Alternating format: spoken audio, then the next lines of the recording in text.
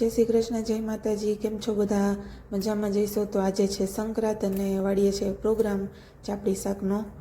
તો મમ્મી ગયા છે વાલોડ ઉતારવા અને ચાપડી શાકની બધી વસ્તુ રેડી થઈ ગઈ છે. ચલો, બટેટા સુધારાઈ ગયા છે, રીંગણા સુધારાય છે, આ મસ્તીની ઝીણી ઝીણી દેશી ટમેટી છે.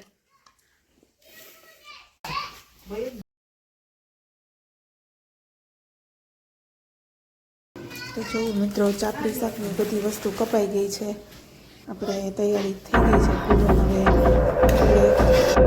તેલ મૂકી દીધું છે, તેલ આવે